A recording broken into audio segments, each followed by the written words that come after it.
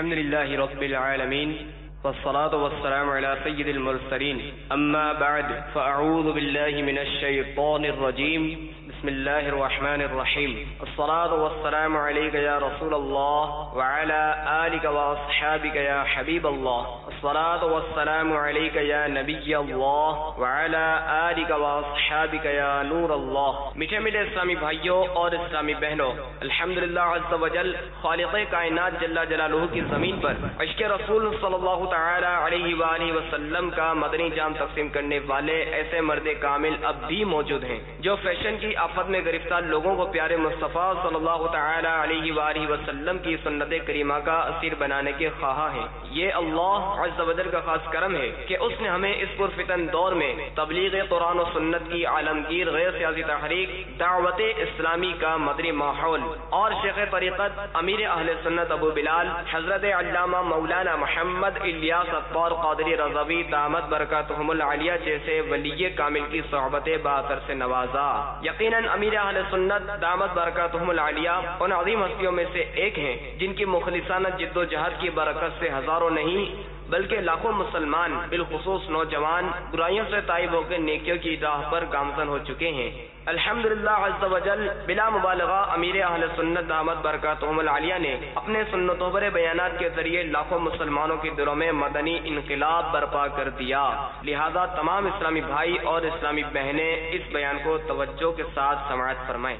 الحمدللہ رب العالمین والصلاة والسلام علی سید المرسلین اما بعد فاعوذ باللہ من الشیطان الرجیم بسم اللہ الرحمن الرحیم الصلاة والسلام علیک یا رسول اللہ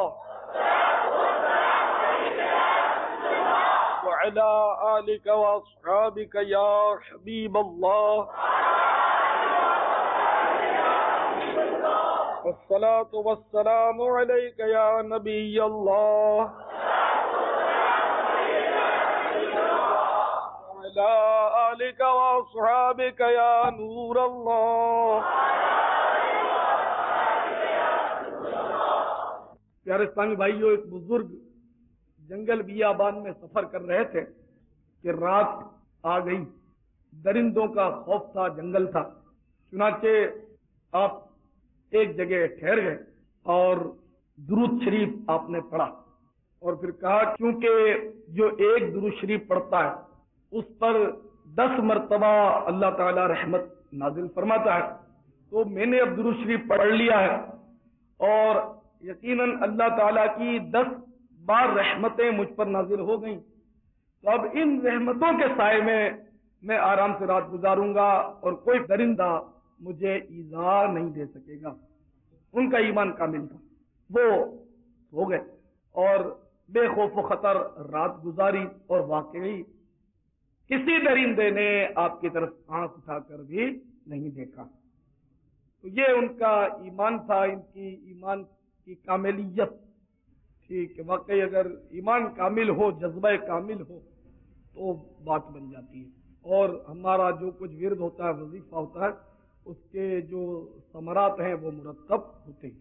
اللہم صلی وسلم وبارک علی سیدنا ومولانا محمد النبی الامی الحبیب العالی القدر العظیم الجاہ وعلی آلہ وصحبہ وبارک وسلم صلاة وسلاما علیک یا سیدی یا سیدی یا سیدی یا مکی یا مدنی یا عربی یا ہاشمی یا مطلبی یا رسول اللہ۔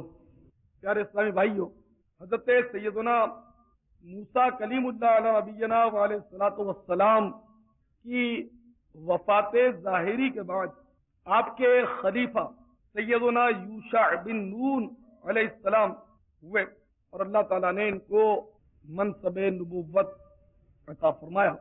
ان کے بعد حضرت سیدنا کالب بن یوحنا علیہ السلام موسیٰ علیہ السلام کی خلافت سے سرفراز ہوئے اور منصب نبوت پر متمکن ہوئے۔ ان کے بعد حضرت سیدنا حزقیل علیہ السلام نبوت سے سرفراز کیے گئے اور یہ بھی آپ کے جانشین تھے۔ سیدنا حزقیل علیہ السلام کا لقب ابن العجوز بھی تھا، یعنی بڑھیا کا بیٹا، عجوز بڑھیا کو کہتے ہیں، کیونکہ آپ جب دنیا میں تشریف لے آئے، آپ کی ولادت باسعادت ہوئی تو آپ کی والدہ ماجدہ بوڑھی ہو چکی تھی رحمت اللہ علیہا، اور آپ کا ایک لقب ذوالکفل بھی ہے، وہ اس لیے کہ آپ نے اپنی کفالت میں لے کر 70 انبیاء کرام علیہ السلام کو قتل سے بچایا تھا، جن کے قتل کے یہودی در پے تھے، اور عزم کر لیا تھا کہ ان کو شہید کریں گے، لیکن یہودی ناکام ہوئے۔ حضرت حزقیل علیہ السلام نے ان کی امداد کی، اور یہ خود بھی الحمدللہ یہودی کے ناپاک حملوں سے بچے رہے اور شہید نہ ہو سکے، اور ایک عرصے تک حیات ظاہری سے متصف رہ کر امر بالمعروف کے منصب کو بجاتے رہے۔ پیارے اسلامی بھائیوں، آج میں نے جو آپ کی خدمت میں عرض کرنا ہے وہ ہے موت سے فرار کہاں۔ یہ میرا موضوع ہے کہ موت سے فرار کہاں، کہ واقعی موت سے فرار نہیں، کوئی اپنے مضبوط قلعے کے ذریعے یا مضبوط مکانات کے ذریعے یا اپنے اسلحے کے ذریعے، کلاشین کوف کے ذریعے، اسی طرح مطلب کسی بھی ذریعے سے موت سے بچ نہیں سکتا۔ اس ضمن میں سیدنا حزقیل علیہ السلام کی قوم کا واقعہ بڑا ایمان افروز اور عبرتناک ہے۔ چنانچہ مفسرین فرماتے ہیں کہ بنی اسرائیل کی قوم جو تقریباً 70,000 پر مشتمل تھی اور ایک شہر میں رہتی تھی، وہاں طاعون پھیل گیا تو یہ لوگ گھبرا گئے، موت کا خوف ان پر سوار ہو گیا کہ جب وبا پھیلتی ہے تو دھڑا دھڑ لوگ مرتے ہیں، تو یہ گھبرا گئے اور یہ سارے کے سارے گھبرا کر بھاگ کھڑے ہوئے، اور دور جا کر ایک جنگل میں ان لوگوں نے پناہ لی۔ تو ان سب کا اس طرح موت سے ڈر کر بھاگ جانا اللہ تبارک و تعالیٰ کو پسند نہ آیا، چنانچہ اس نے ایک فرشتے کو بھیج دیا اور وہ ایک پہاڑ کی اوٹ میں چھپ گیا، اور اس نے زوردار فرشتے نے چنگھاڑ کے ساتھ، چیخ کے ساتھ بحکم الہی یہ کہا، موتو، یعنی مر جاؤ۔ چنانچہ اس چلانے کا یہ اثر ہوا کہ وہ قوم جو بالکل تندرست اور توانا تھی، بغیر کسی بیماری کے، سب کے سب جو جہاں تھا، جو گھر میں تھا، باہر تھا، کھا رہا تھا، پی رہا تھا، جو بھی کر رہا تھا، وہ اپنی اپنی جگہ پر سب مردہ ہو کر گر پڑے۔ یکدم 70,000 لاشیں گر گئی، اب کوئی تھا بھی نہیں جو ان کی تدفین کرتا، تکفین کرتا، یہاں تک کہ ان کی لاشوں سے سرانڈ پھیلنے لگی، سڑنے لگی لاش۔ تو قریب جو لوگ رہتے تھے اس جنگل کے، ان کو خبر ہوئی، وہاں بھی بدبو پہنچنے لگی، سب لوگ پریشان ہوئے۔ اب وہ اتنے نہیں تھے وہ لوگ جو بیچارے گڑھے کھود کھود کر 70,000 لاشوں کی تکفین اور تدفین کا انتظام کر سکے۔ چنانچہ ان لوگوں نے یہ کیا کہ ان لاشوں کو درندوں وغیرہ سے بچانے کے لیے یا کسی طرح بدبو سے بچنے کے لیے چاروں طرف ان کے دیوار کھڑی کر دی۔ کچھ عرصے کے بعد سیدنا حزقیل علیہ السلام اس مقام سے گزرے، انہوں نے جب دیکھا کہ ان کی قوم کا یہ حال ہوا ہے اور یہ سارے مرے پڑے ہیں اور لاشیں بھی ان کی گل گئی ہیں، تو ان کا دل بھر آیا، آپ دیدہ ہو گئے اور اللہ تبارک و تعالی کی بارگاہ میں دکھ بھرے دل سے گڑ گڑا کر دعا مانگنے لگے کہ یا اللہ، یہ میری قوم کے افراد تھے جو اپنی نادانی سے غلطی کر بیٹھے کہ موت سے ڈر کر شہر چھوڑ کر بھاگ کھڑے ہوئے۔ یا اللہ، یہ سب میرے شہر کے باشندے تھے، ان لوگوں سے مجھے محبت حاصل تھی، رونق تھی، یہ لوگ میرے دکھ درد میں شریک بھی ہوتے تھے۔ افسوس کہ میری قوم برباد ہو گئی اور میں اکیلا رہ گیا۔ اے میرے پروردگار، یہ وہ قوم تھی جو تیری حمد و ثنا کرتی تھی اور تیری توحید کا اعلان کرتی تھی اور تیری کبریائی کا خطبہ پڑھتی تھی۔ یا اللہ، یہ تیرے ماننے والے لوگ تھے، یہ اہل ایمان تھے۔ تو اس طرح بڑے سوز و گداز کے ساتھ سیدنا حزقیل علیہ نبینا علیہ الصلوۃ والسلام محو دعا تھے کہ اچانک آپ پر وحی نازل ہو گئی کہ اے حجین علیہ السلام، آپ ان بکھری ہوئی ہڈیوں سے فرما دیجئے کہ اے ہڈیوں، بے شک اللہ تعالیٰ تم کو حکم فرماتا ہے کہ تم سب ہڈیاں جو ہیں وہ جمع ہو جاؤ۔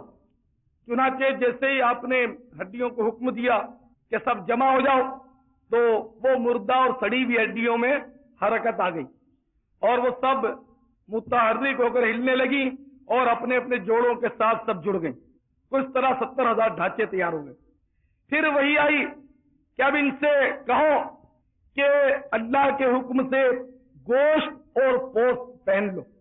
گوشت تو آپ سمجھتے ہیں، پوست چمڑے کو کہتے ہیں، گوشت اور کھال پہن لو۔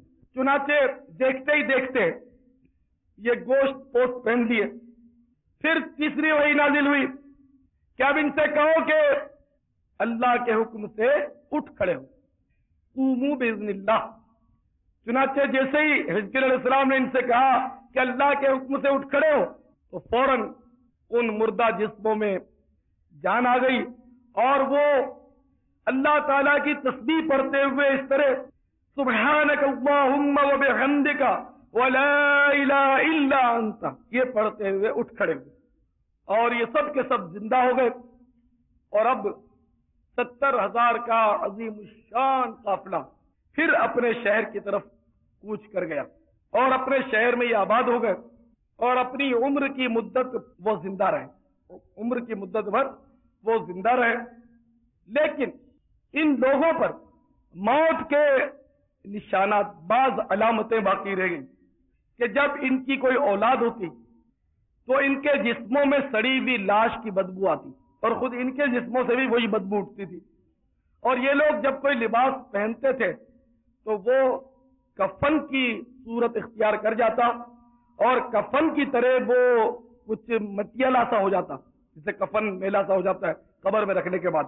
تفاسیر میں حضرات مفسرین رحمہم اللہ، تفسیر ساوی، روح البیان وغیرہ میں، کہ ان یہودیوں، کیونکہ اس وقت تو یہ مومنین تھے، ان یہودیوں کی اولاد میں سے اب بھی جو لوگ زندہ ہیں، کہ جو بھی مطلب گنے چنے لوگ اب زندہ ہیں ان کی نسلوں میں سے، ان میں بھی یہی علامات پائی جاتی ہیں، یعنی ان کا بھی لباس کفن کی صورت اختیار کر جاتا ہے، جسم سے مردے کی بو آتی ہے اور کفن کی طرح ان کا لباس ہو کر مٹیالہ ہو جاتا ہے، میلا ہو جاتا ہے۔ سورہ بقرہ میں اللہ تبارک و تعالی نے اس عجیب و غریب واقعے کا ذکر فرمایا۔ چنانچہ اللہ تبارک و تعالی ارشاد فرماتا ہے، أَلَمْ تَرَ إِلَى الَّذِينَ خَرَجُوا مِنْ دِيَارِهِمْ وَهُمْ أُلُوفٌ حَذَرَ الْمَوْتِ فَقَالَ لَهُمُ اللَّهُ مُوتُوا ثُمَّ أَحْيَاهُمْ إِنَّ اللَّهَ لَذُو فَضْلٍ عَلَى النَّاسِ وَلَكِنَّ أَكْثَرَ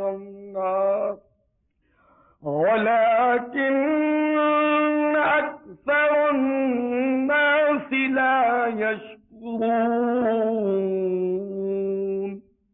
یہ ترجمہ کنز الایمان شریف سے پیش کر رہا ہوں۔ اے محبوب صلی اللہ تعالی علیہ وسلم، کیا تم نے نہ دیکھا تھا انہیں جو اپنے گھروں سے نکلے اور وہ ہزاروں تھے موت کے ڈر سے، تو اللہ جل جلالہ نے ان سے فرمایا مر جاؤ، پھر انہیں زندہ فرما دیا۔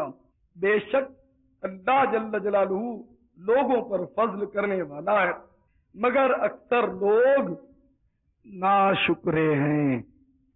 میرے پیارے سائیں بھائیوں، اس واقعے میں اللہ تعالی جل مجدہ نے اپنی قدرت کاملہ کا بھرپور مظاہرہ فرمایا کہ ہم جب چاہتے ہیں انسان کو مار دیتے ہیں، اور اگر اس مرے ہوئے انسان کو ہم چاہیں تو زندہ بھی کر سکتے ہیں، ہمارے اختیار میں سب کچھ ہے۔ اور یہ بھی گویا بتا دیا کہ موت سے فرار نہیں۔ دیکھو، یہ 70,000 انسان بھلے چنگے طاعون سے ڈر کر جب بھاگے، اللہ ناراض ہوا، اللہ کو یہ بات پسند نہ آئی، تو چشمے زدن میں، آن کی آن میں ان 70 کے 70,000 کو بغیر کسی بیماری کے، بغیر کسی زلزلے کے، بغیر کسی کلاشنکوف کے، بغیر کسی بم کے دھماکے کے ویسے ہی اس نے مار دیا۔ تو اللہ تعالیٰ جو چاہتا ہے وہ کر سکتا ہے۔ تو میرے محترم اسلامی بھائیوں، اس سے یہ بھی پتا چلا ہے کہ انسان بے بس ہے، لاچار محض ہے، اس بیچارے کی چلتی ہی کب ہے۔ جیسے کہ میں مثال دیا کرتا ہوں کہ ہر ایک کی تمنا ہوتی ہے کہ کاش مجھے 5 لاکھ کا بانڈ لگ جائے، لیکن ہر خواہش مند کو بانڈ تھوڑی لگتا، چاہتا تو ہے مگر چلتی نہیں۔ ہر ایک چاہتا ہے کہ میں راتوں رات مالدار ہو جاؤں، لیکن وہ بیچارہ غریب ہو جاتا ہے۔ ہر ایک چاہتا ہے مجھے فراخ دستی نصیب ہو، لیکن وہ تنگ دست ہو کر رہ جاتا ہے۔ کون ایسا ہے جو نہیں چاہتا کہ میں تندرست رہوں؟ بیماری سے بچنے کے لیے بچپن میں پولیو کے ٹیکے لگواتے ہیں، پتہ نہیں کیا کیا مطلب جتن کرتے ہیں۔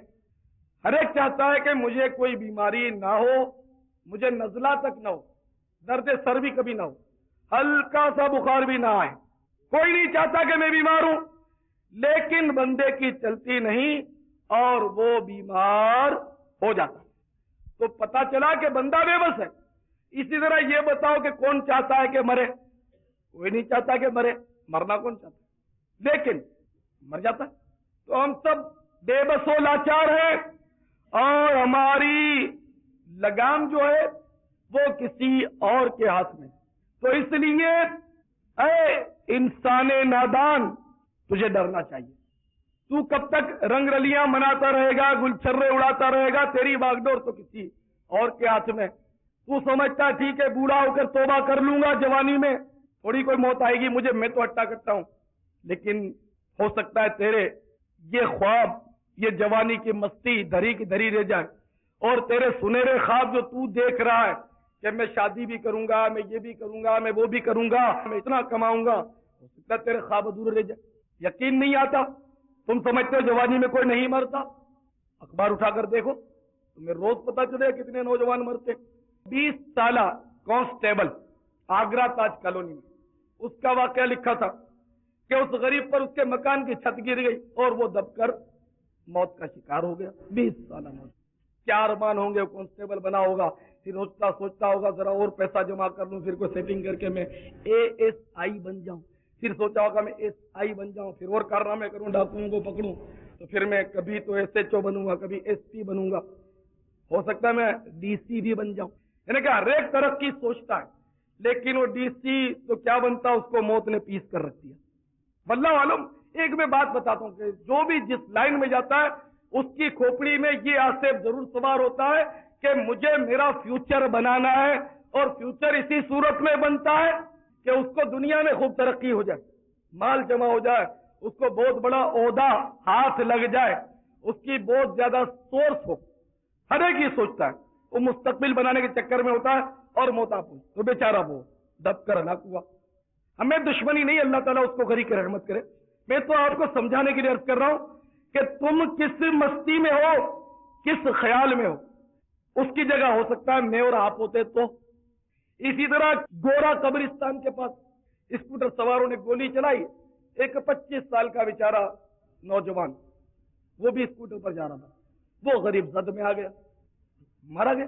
تو اب یہ 25 سالہ نوجوان اسکوٹر پر جا رہا تھا، اسکوٹر پر میں بھی جاتا ہوں، چلانا مجھے نہیں آتی، کک بھی لگانا نہیں آتی، کبھی نہیں لگائی شاید، مجھے چلانا نہیں آتی، کسی کے پیچھے لد کر جاتا ہوں، اسی گورا قبرستان کے روڈ سے گزرتا ہوں۔ اب مجھے یہ سوچنا چاہیے کہ کیا یہ ممکن نہ تھا کہ وہ گولی مجھے لگتی، کیونکہ باسید کو تو گورا قبرستان پر میں بھی وہاں سے اس روڈ پر تھا، لیکن گولی چوتھی باسید کو چلی، باسید کو نہ چلی، 2 دن بعد چلی میرے، ہم آگے گزرتے۔ ایک سمجھانے کے لیے عرض کر رہا ہوں کہ اگر یہ گولی مجھے لگتی تو کیا ہوتا۔ تو اسی طرح آپ بھی گزرتے ہیں، آپ کو بھی یہ سوچنا چاہیے کہ اگر یہ گولی مجھے لگتی تو میرا کیا بنتا۔ میں تو نماز بھی پابندی سے نہیں پڑھتا، میں تو داڑھی بھی منڈا دیتا ہوں، نعوذ باللہ۔ انسان کو سوچنا چاہیے، میری اتنی نمازیں رہ گئی، میرے اتنے روزے رہ گئے، ہائے ہوئے ہوئے، میں نے اتنی نمازیں قضا کر لی، اتنے روزے قضا کر لی، ہائے میرا کیا بنتا۔ میرے کپڑے میں فیشن کے، میں قمیض اندر ڈالتا ہوں، ننگے سری پھرتا ہوں، میرے سنت کی طرح زلفے نہیں، میرا قبر میں کیا بنے گا۔ چلو آپ اسکوٹر نہیں چلاتے، روڈوں پر نہیں پھرتے، آپ تو اطمینان سے فٹ پاتھ پر کھڑے رہتے ہوں گے صاحب, روڈ بھی عبور کرتے ہوں گے جب سگنل بند ہوتا ہوگا. تو چلو فٹ پاتھ پر اگر آپ کی حفاظت ہو سکتی ہے تو یہ ایک لائٹ ہاؤس کا واقعہ. بیچارے فٹ پاتھ پر کھڑے ہوئے تھے کچھ لوگ, ایک بس گزر رہی تھی تو اس بس کا شاید بریک فیل ہو گیا اور وہ بس چڑھی سیدھی فٹ پاتھ پر. 4 بندے اس نے کچل کے وہیں ختم کر دیا. یہی بندر روڈ, ابھی چند قدم پر ہی تو لائٹ ہاؤس, کہاں دور ہے, 2 کلومیٹر ہوگا یا تو 3 کلومیٹر ہوگا, نزدیک ہے. 3 مرد اور 1 عورت بیچارے وہیں ان کا انتقال ہو گیا. اچھا اور ٹریجڈی سنیے ان میں, جو عورت تھی وہ بیچاری رنچوڑ لائن کی تھی مجھے پتا چلا, اور اس عورت کے ساتھ اس کی جوان لڑکی بھی تھی, اللہ تعالیٰ اس پر رحم فرمائے. تو اس لڑکی کی ماں تو بیچاری وہیں انتقال کر گئی. لڑکی کا رپورٹ یہ مجھے ملا ہے کہ اس غریب کی ان قریب شادی ہونے والی تھی, تھوڑے دن میں اس کی ایک ٹانگ ٹوٹ چکی ہے, اوپر کا سارا کچل کچلا چکا ہے, پتہ نہیں وہ بچے گی یا نہیں بچے گی, واللہ اعلم. اخبار میں بھی لکھا ہے کہ 8 زخمی ہوئے, ان میں 2 کی حالت نازک ہے, اب پتہ نہیں ان بیچاروں کیا. اللہ تعالیٰ ان سب کو بخشے, ان کو شفا دے. اپنی کسی سے دشمنی نہیں.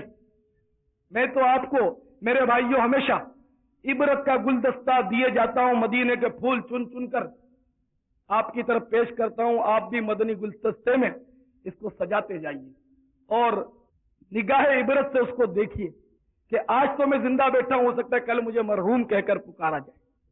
ان سب سے عبرتناک واقعہ مجھے ہمارے ایک اسلامی بھائی نے لکھ کر بھیجا کہ ہمارے محلے کا ایک نوجوان, اس میں نام بھی لکھا ہے, اس کا علاقہ بھی لکھا ہے, لیکن یہ ساری تفصیل میں نہیں پیش کرتا. 18 سے 20 سال کا لڑکا, بڑا شرارتی, اس کا کام تھا ناچنا.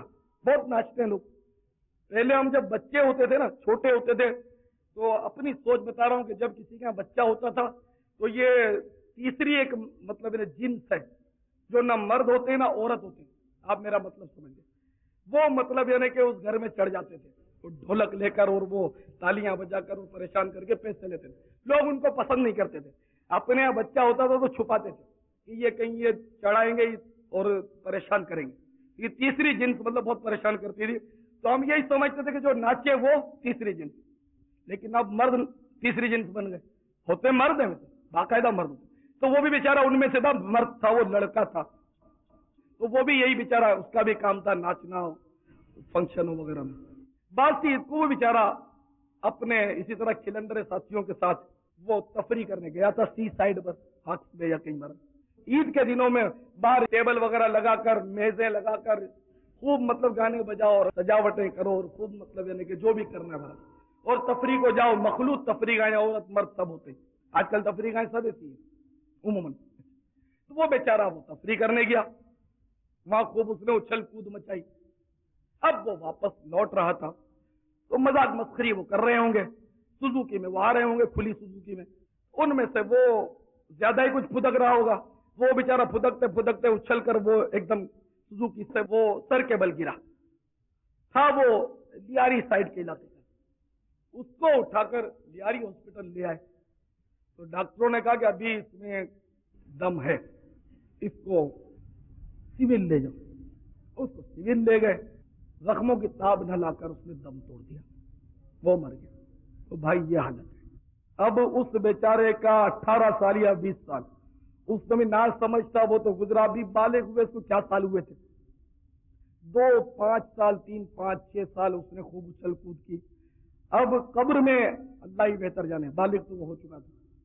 تو بالغ ہوتے ہی آپ کو پتا ہے کہ احکامات نافذ ہو جاتے ہیں, گناہ شمار ہونا شروع ہوتے ہیں, نیکیوں کی بھی مطلب ہے کہ کاؤنٹنگ شروع ہو جاتی ہے. اللہ تعالیٰ اس کی مغفرت. ہمیں دشمنی نہیں, ہمیں اس کے ساتھ ہمدردی ہے. لیکن میں آپ کو سمجھا رہا ہوں کہ اے میرے محترم بھائیوں, اس کی جگہ آپ ہوتے تو, میں ہوتا تو. اب بتائیے کہ جو اس طرح ناچتے کودتے مر گیا, اب اگر وہ کسی فلم میں ناچا تھا اور فلم ادھوری بھی تھی, وہ فلم آئے گی بھی تو اس کو کیا اس کا فائدہ سوائے کہ اس کے لیے گناہ جاریہ کا سبب ہوگی. اس کا لوگ ناچ دیکھتے رہیں گے اور اس کو گناہ ملتا رہے گا. خلاص تو مر گئے. تو پیارے بھائیوں, توبہ میں سستی کیوں؟ دیکھیں گے, سوچیں گے, ابھی دل نہیں لگتا, ذرا امتحان کے بعد ہم اجتماع میں آیا کریں گے, امتحان کے بعد ہم بس کام کریں گے, فلاں کریں گے. اس طرح مطلب یعنی کہ آپ کیوں اپنے آپ کو فریب میں مبتلا کرتے ہو؟ بہت سارے بھائی میں نے دیکھے جب ان کا دنیاوی امتحان آتا ہے تو دین کے کام یہ چھوڑ دیتے، درس بھی نہیں دیتے۔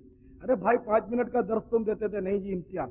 جس کام کا تعلق تمہارے 50,000 سالہ دن قیامت کے ساتھ تھا، ہزاروں سال تک جس قبر میں رہنا، اندھیری قبر میں، اس کے ساتھ تھا، اور اس دنیاوی امتحان کی خاطر تم نے یہ سارا کام چوپٹ کر کے رکھ دیا کہ میں بعد میں کروں گا۔ اور پھر جب بعد میں تو کیا ہوتا ہے، پھر آدمی کی عادت نکل جاتی ہے، تو پھر سستی مزید آ جاتی ہے، اور ماحول سے ہٹنے کے بعد وہ بالکل عموماً ڈھیلا پڑ جاتا ہے، کٹ جاتا ہے۔ لاکھ سمجھاؤ لیکن لوگ ادھر ادھر دیکھتے ہیں لاپرواہی کے ساتھ۔ یعنی جب تک کسی پر آ کر نہیں پڑتی اس کو سمجھ نہیں آتی۔ شیطان نے اس قدر یوں لگتا ہے کہ ہم لوگوں کو مخبوط الحواس کر دیا، نے واقعی پاگل کر دیا، ہماری سمجھ میں نہیں آتا۔ انہیں جو ذہن ہر وقت لطیفوں سے آشنا ہو، جو ذہن گالیوں سے ہر وقت متاثر ہو، گانے باجے جس کی کھوپڑی میں ہر وقت گونج رہے ہوں، اس کو اللہ رسول کی بات کب اچھی لگے گی؟ حالانکہ ہم خیر خواہ، الدین النصیحہ، دین خیر خواہی کا نام ہے۔ خیر خواہی کے ضمن میں، خیر خواہی کے لیے اگر ہم کسی کو سمجھاتے ہیں تو وہ ہماری سننے کے لیے تھی، ہماری ایک نہیں سنتا۔ تیری وحشتوں سے اے دل مجھے کیوں نہ آ رہا ہے، تو انہی سے دور بھاگے جنہیں تجھ پہ پیار آئے۔ تو اے میرے پیارے بھائیوں، یاد رکھو موت سے فرار نہیں۔ مفسرین تفسیر روح البیان وغیرہ میں فرماتے کہ خلیفہ عبد الملک بن مروان، اس کے دور میں طاعون کی وبا پھیل گئی اور لوگ دھڑا دھڑ مرنے لگے۔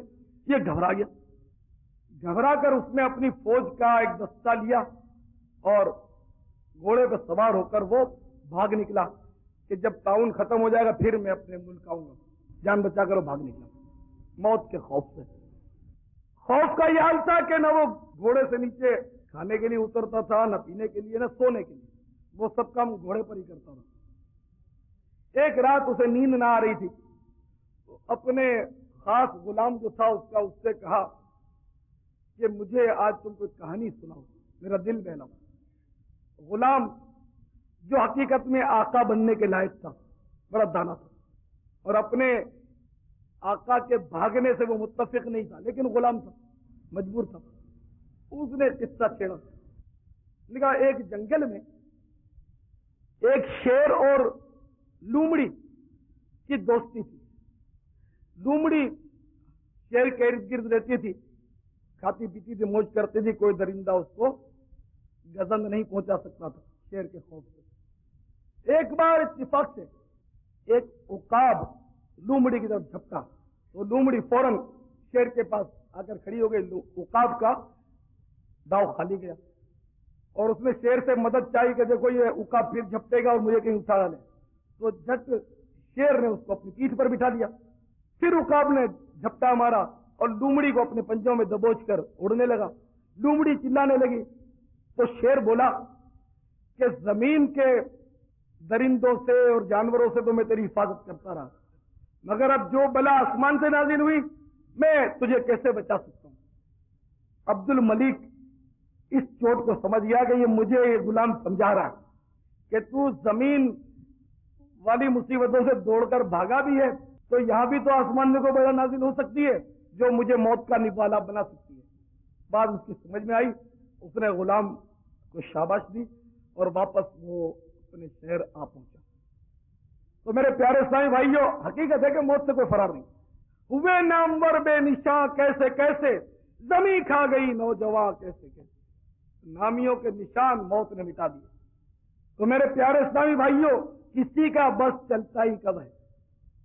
جب اس کا وقت پورا ہو گیا تو وہ موت سے فرار نہیں ہو سکتا۔ کسی نے مجھے لکھ کر دیا ہے اپنا واقعہ کہ KMC ورک شاپ کے پاس لارنس روڈ پر ایک شخص کو ایک گاڑی نے کچل کر رکھ دیا اور اس بیچارے کا انتقال ہو گیا۔ میں نے خود اس کا کپڑا اٹھا کر دیکھا، اس کا چہرہ تو ایک آنکھ ابل کر باہر آ چکی تھی اور سر کچلا ہوا۔ اللہ تعالیٰ اس بیچارے کی مغفرت کرے۔ تو اب ہم ڈرے کہ ہو سکتا تھا کہ ہم بھی اس کی جگہ ہوتے، ہمارا یہ اثر ہوا ہوتا۔ اگر آج نہیں تو کل، کل نہیں تو پرسوں، یہ ظاہری زخم اور ابلنا اور کچلنا یہ کوئی مسئلہ نہیں، یہ کوئی ایسی تکلیف نہیں، یہ ہم کو ظاہری جرجری دلانے والی تکلیف ضرور ہے۔ حقیقت میں جو تکلیف ہے نا وہ زخم کی نہیں ہے، حقیقت میں میرے بھائیوں تکلیف جو ہے وہ روح کے نکلنے کی ہوتی ہے، کہ جب روح جسم سے جدا ہوتی ہے نا وہ تکلیف بہت خطرناک ہوتی ہے۔ کہ روایتوں میں آتا ہے کہ موت کا ایک جھٹکا تلوار کے 1000 وار سے سخت تر ہوتا ہے۔ امام غزالی رحمت اللہ تعالی علیہ اس کی بہت پیاری وضاحت فرماتے ہیں کہ ایسا کیوں؟ آپ فرماتے ہیں زخم جو ہے وہ تو ایک مخصوص جگہ پر ہوتا ہے اور اس جگہ کو تکلیف ہوتی ہے، لیکن روح چونکہ جسم کے روئے میں اور ایک ایک رگ کے اندر روح سرایت کیے ہوئے، تو جب وہ نکلتی ہے تو تکلیف زیادہ ہوتی ہے، کیونکہ زخم جہاں ہوتا ہے تو اس کی مطلب جگہ پر جو روح ہوتی ہے اس کو تکلیف ہوتی ہے، اور جلنے کی تکلیف زخم سے زیادہ ہوتی ہے، کہ جلنے کی تکلیف اندر تک پہنچتی ہے تو وہ زیادہ تکلیف ہوتی ہے۔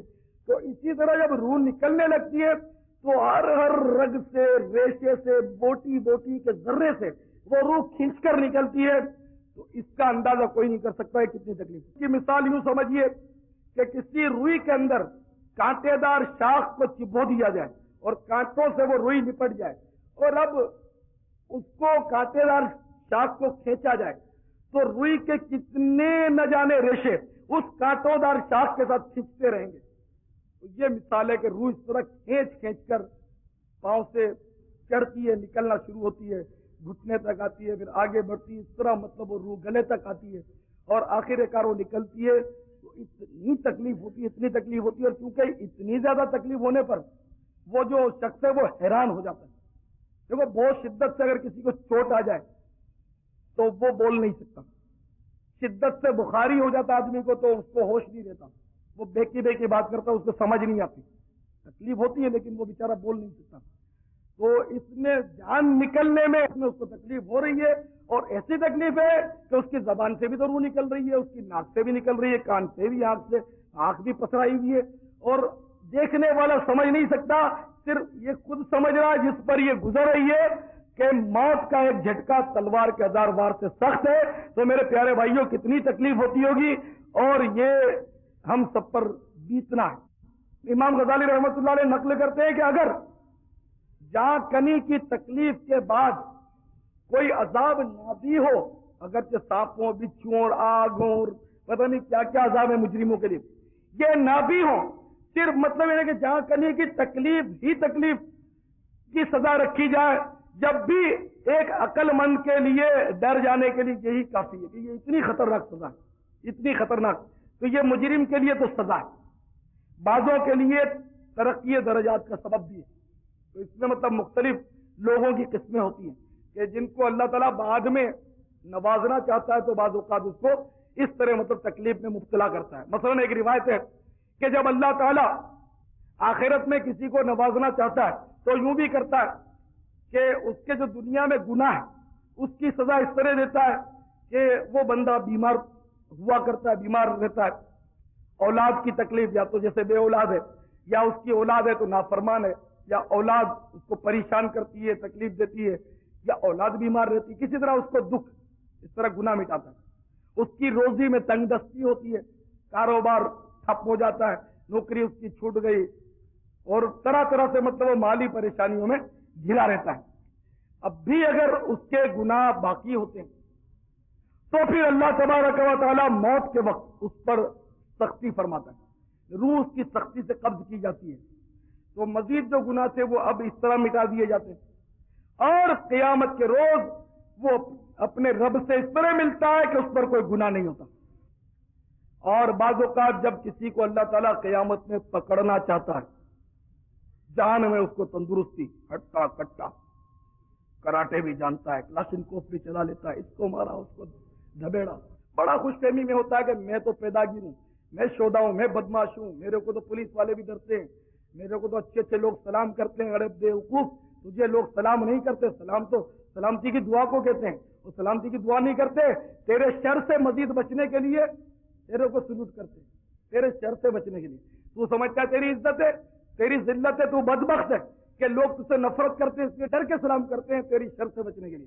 وہ خوش فہمی میں ہوتا ہے کہ اپنی بڑی اپروچ ہے, بڑی ویلو ہے. تو اس طرح مطلب اس کو قوت, شوقت, اس کا روب, دبدبا دے کر اگر اس نے کچھ نیکیاں کی ہیں تو اس طرح اس کی نیکیوں کو اللہ تعالیٰ دنیا میں اس کو صلہ دیتا ہے اور یہ خوش فہمی میں رہتا ہے. اولاد بھی اس کی فرما بردار ہے, روب جو ہے اس کا اس سے ڈرتی ہے, اس کو خود کما کے لا کر دیتی ہے. خود بھی بڑا سرمایہ دار, مالدار, چمکیلی کار, بنگلہ, کوٹھی, سب کچھ ہے, بڑا کاروبار دنیا بھر میں اس کا پھیلا ہوا ہے. یہ سمجھتا ہے کہ میرے ایسا کوئی نہیں. اس طرح یہ نہیں سمجھتا کہ کہیں ایسا نہ ہو کہ میری نیکیوں کا مجھے صلہ دنیا میں مالدار بنا کر دے دیا گیا. اب بھی اگر اس کی نیکیاں باقی ہیں تو موت کے وقت بڑی آسانی سے اس کی روح قبض کر لی جاتی ہے, بعض اوقات بڑی آسانی سے. تو اخبار میں آ جاتا ہے کہ فلاں سیٹ صاحب اچھے خاصے بات چیت کر رہے تھے اور اچانک ان کا ہاتھ پھیل ہو گیا. تو لوگ بولتے دیکھو اللہ نے کسی کا محتاج نہیں کیا, کسی کا محتاج نہیں کیا, کیسی آسانی سے روح نکل گئی. اب وہ تو اللہ ہی بہتر جانے کہ اس کا آسانی سے روح نکلنا اس کی ہلاکت کا سبب تھا یا اس پر رحمت تھی, وہ تو اللہ ہی جانتا. تو اس طرح نیکیاں باقی رہ گئی تو موت میں آسانی دے کر اس کی نیکیوں کا اس کو بدلہ دیا جاتا ہے, اور قیامت کے روز اللہ کی بارگاہ میں اس طرح پیش ہوتا ہے کہ نیکیاں کوئی نہیں, گناہوں کا انبار, خوب حرام روزیاں, خوب رشوتیں, خوب سود کا مال, خوب اس کو مارا تھا, اس کو لتاڑا تھا, سب گناہ اس کے متھے پر ہے اور اللہ تعالیٰ اس طرح اس کی گرفت فرما لیتا. تو اللہ تعالیٰ کی مصلحت وہی جانتا ہے. تو اس لیے ہمیں کہا گیا نا کہ جب مصیبت آئے صبر کرو, نعمت ملے شکر کرو. تو نہ ہم صبر کرتے ہیں نہ شکر کرتے, ہماری حالت بھی عجیب ہے. تو اب یہ نہ سمجھے کہ جو غریب ہے, مصیبت زدہ ہے, تو اس کا مطلب یہی ہے کہ اس کو گناہوں کا کفارہ ہو رہا ہے. ضروری نہیں, ایسا بھی ہوتا ہے. اور اسی طرح کسی مالدار کو دیکھ کر اب آپ نفرت ہی نفرت کریں کہ بھائی یہ تو عذاب میں مبتلا, میں اس سے اچھا ہوں, ایسا بھی نہیں سمجھنا. سمجھے, یہ دلوں کا حال, اس کی حقیقت, اس کا باطن وہ تو اللہ تعالیٰ جانتا ہے. میں تو آپ کو سمجھا رہا ہوں کہ مالداری یہ کوئی مطلب باعث رشک نہیں ہے جس پر آپ لوگ کرتے اور دل جلاتے ہو, اور مصیبت یہ کوئی آفت ہونا ضروری نہیں, ہو سکتا ہے اس کے بعد بہت بڑی راحت ہونے والی ہو, اور ہم نہیں سمجھتے اپنی نادانی کی باعث. امام غزالی رحمۃ اللہ علیہ مکاشفۃ القلوب میں نقل کرتے ہیں نا کہ آفت ہی سالکین کا چراغ ہے. آفت تو سالکین کا, اللہ کی راہ پر چلنے والوں کا, رائے سلوک طے کرنے والوں کا چراغ ہے, روشنی ہے. اور اس میں مطلب آفت میں جلدی مطلب گویا اللہ تعالیٰ کی وہ قربت حاصل ہو جاتی ہے. آفت اور مصیبت میں خدا جلدی یاد آتا. جسے میں مثال دیتا ہوں کہ اگر کسی کا جوان بیٹا مر جائے تو گھر میں سپارے لے کر بیٹھ جائیں, خوب پڑھیں گے اور اصال ثواب کریں گے, سب سیٹ ہو جائیں گے, اللہ اللہ کریں گے. اور اگر مرنے کے بجائے اسی جوان بیٹے کی آج شادی ہو تو دھوم دھڑکے سے خوب مطلب طوفان ہو رہا ہے اور ناچ رنگ ہو رہا ہے اور ریکارڈنگ ہو رہی ہے اور فلمی گانے بج رہے ہیں اور فلمیں چل رہی ہیں, اور جو گناہ زندگی میں نہیں کیے تھے وہ جوان بیٹے کی شادی خوشی ہو رہی ہے. تو غم آیا تو قرآن شریف کا سپارہ آپ کے ہاتھ میں آیا, مصیبت آئی تو اللہ کا کلام ہاتھ میں آیا, اللہ کو آپ نے یاد کیا, اور جب خوشی آئی تو اللہ کو بھول گئے, شکر کرنے کے بجائے گناہوں میں پڑ گئے. تو بہرحال مصیبت یوں غنیمت معلوم ہوتی ہے جب مصیبت میں انسان اللہ کو یاد کرتا ہے. بیمار ہوتا ہے تو اللہ بولتے نا اس طرح, وہ اللہ, تو کیا اللہ کا نام تو آتا ہے نا, درد ہوتا ہے تو. اور اگر انعامی بونڈ مل جائے تو اللہ تھوڑی یاد آتا ہے, اگر انعام لگ جائے پھر بونڈ لگ جائے تو کیا ہوتا ہے, ہونا کیا تھا, پیسیاں اٹھا کر لے آتے ہیں لوگ, اور کیا کرنا تھا. گناہ کے حالات اور آ جاتے ہیں, گناہوں میں مزید انسان بڑھ جاتا ہے. تو بہرحال یہ کہ میرے پیارے اسلامی بھائیوں, اتنے میں سمجھ جاؤ کہ اللہ تبارک و تعالی ہمیں جو ڈھیل دے رہا ہے اس سے فائدہ اٹھانے کے بجائے اس میں اپنا نقصان کرنے کی کوشش نہ کرو. آج نہیں تو کل ہمیں لوگ مرحوم کہیں گے, کل نہیں تو پرسوں کہیں گے, 10 سال 20 سال 25 سال 30 سال. اب جی کریے, جتنے بیٹھے ہوں کتنا جیئیں گے. تو اب یہ کہ میں کس بات پر خوشی کروں, میں کس بات پر اللہ تعالیٰ کی اس بارگاہ میں سرکشی کروں, اور کس بات پر میں مطلب گل چھرے اڑاؤں اور خوب مطلب انہیں دھواں چوکڑیاں کروں. میں کرتا ہوں تو میری نادانی ہے ظاہر, میں گناہ کرتا ہوں, نافرمانی کرتا ہوں, تو میں سوچتا ہوں کہ یار میں نے زندگی جو مانگی وہ تو 20-22 سال باقی رہ گئی, اور قبر میں ہزاروں سال تجھے رہنا ہے, تو تیرا کیا بنے گا. نہ ماں آئے گی نہ باپ آئے گا، نہ یہ اجتماع ہوں گے، نہ ہاتھ چومنے والے باقی رہیں گے، نہ پیر چومنے کے لیے کوئی آئے گا، نہ کوئی عزت کرنے کے لیے آئے گا، نہ کوئی ادب کرنے والا ہوگا۔ پتہ نہیں ان کے سامنے کہیں پونے نہ کھل جائیں قیامت کے دن، معاذ اللہ، ایب نہ کھول دیے جائیں کہ تم جس کی عزت کرتے تھے، جس کو اتنا سر پہ چڑھاتے تھے، اس کے تو کالے دھندے تھے اور یہ کرتوت تھے، وہ میرا کیا بنے گا؟ تو میرے کو تو یہ سوچنا ہے۔ تو یہ آپ کو بھی میں سمجھا رہا ہوں کہ اسی طرح ہر شخص اس طرح اپنے گناہوں پر نادم ہو کر سوچے کہ میں کیا ہوں اور اپنے آپ کو کیا سمجھتا ہوں، میں کس خوش فہمی میں ہوں۔ بڑے بڑوں کی جب گرفت ہوتی ہے تو بڑا مسئلہ پڑ جاتا، بڑے بڑے پکڑے جاتے ہیں جب اللہ تعالیٰ ناراض ہوتا ہے۔ تو میں اور آپ میرے بھائیوں کی گنتی میں، لہذا نادم رہنا چاہیے، اس کی بارگاہ میں ہر وقت جھکا رہنا چاہیے، سرکشی ہرگز نہ ہو، عاجزی اختیار کی جائے اور اس سے ڈرتے رہنا چاہیے۔ اپنی موت کی ہر وقت تیاری ہونی چاہیے کہ نہ جانے کب پیغام اجل آ جائے، نہ جانے کب ملک الموت علیہ الصلوۃ والسلام تشریف لے آئے اور کسی ٹرک کا جھٹکا لگ جائے، کسی کار کا دھکا لگ جائے، کوئی بس ہمیں کچل دے، یا بس ہی پوری الٹ جائے، یا بیٹھے بیٹھے ہارٹ فیل ہو جائے۔ 29 فروری بندر روڈ پر لائٹ ہاؤس کے اطراف میں ایک بڑا عجیب حادثہ ہوا۔ ایک صاحب بیچارے رکشہ چلا رہے تھے، رکشہ ڈرائیور تھے، دوپہر کے 4 بجے، پتہ نہیں عید کے لیے کیا کیا انہوں نے اپنے ذہن میں رکھا ہوگا، بچوں کی اس طرح مطلب عید ہوگی اور یہ کپڑے لیے اور یہ جوتے لیے، چپل لیے، اپنی کیا سیٹنگ ہوگی، کل عید ہے۔ 4 بجے وہ رکشہ لے کر اپنے بندر روڈ سے گزر رہے تھے، اچانک رکشہ چلاتے چلاتے ہارٹ اٹیک ہو گیا، رکشے کو قابو نہیں کر سکے، رکشہ کھمبے سے ٹکرا گیا اور اچھل کر وہ باہر نکلے۔ لوگ دوڑے دوڑے آئے، اس سے پہلے کہ کوئی طبی امداد فراہم ہو اس غریب نے دم توڑ دیا۔ اللہ مغفرت کرے، ہمیں دشمنی۔ دیکھو نا، کل عید ہے، خوشی کے مارے بندے کو چین نہیں ہے کہ ابھی تو 4 بجے 3 گھنٹے یوں ہی کود کر نکل جائے اور چاند نظر آ جائے اور عید آ جائے۔ اسے کیا پتا کہ نہ اس کے نصیب میں عید ہے، نہ اس کے گھر والوں کے نصیب میں عید ہے۔ سوئیاں جو عید کے لیے پکانے کے لیے رکھی ہیں وہ اب نہیں پکیں گی عید کے دن، یہ کس کو پتا ہے؟ تو تم بھی اسکوٹر چلاتے ہو، کار چلاتے ہو، پتہ نہیں کیا کیا چلاتے ہو۔ میں بندوں کو چلانے کی کوشش کر رہا ہوں، مجھے گاڑیاں چلانا نہیں آتی، یہ بندے چلانا سیکھ جاؤں تو میری انشاءاللہ کامیابی ہے۔ تو پتہ نہیں مجھے بندے چلاتے چلاتے ہارٹ اٹیک ہو سکتا ہے، آپ کو اسکوٹر چلاتے چلاتے ہارٹ اٹیک ہو سکتا ہے، کار چلاتے چلاتے ہارٹ اٹیک ہو سکتا ہے۔ تو میرے پیارے بھائیو، ہر وقت کاش موت کو پیش نظر رکھا جائے۔ حدیث پاک میں آتا ہے کفا بالموت واعظا، موت نصیحت کرنے کے لیے کافی ہے۔ یہ بھی مفہوم اس کا کہ کسی واعظ کے لیے، ایک تو واعظ، واعظ مانے نصیحت، واعظ نصیحت کرنے والا، بیان کرنے والا، واعظ، موت واعظ کے لیے کافی ہے، یعنی جو بیان کرنا چاہے، خطاب کرنا چاہے، تقریر کرنا چاہے، تو موت کا موضوع اس کے لیے کافی ہے کہ موت کا وہ موضوع بیان کرے گا تو لوگ خود بخود نصیحت پکڑیں گے۔ اور یہ حقیقت تھی کہ بہرحال موت کا تذکرہ سن کر بہت سے ایسے ہوتے ہیں کہ جن کو عبرت ہو جاتی ہے، بہت سے بد نصیب ایسے ہوتے ہیں جو غور سے سنتے ہی نہیں، اٹھ کے جانے لگتے ہیں۔ ان کی مقدر کی بات ہے کہ 3 گھنٹے فلم دیکھنے والا تو یکسوئی سے بیٹھتا ہے اور اللہ کے گھر میں آنے والے کوئی چین ہی نہیں پڑتا۔ تو اللہ تعالیٰ نصیب اچھے کرے۔ اور اے میرے پیارے اسلامی بھائیوں، ہرگز ہرگز موت کو فراموش نہ کیا کرو۔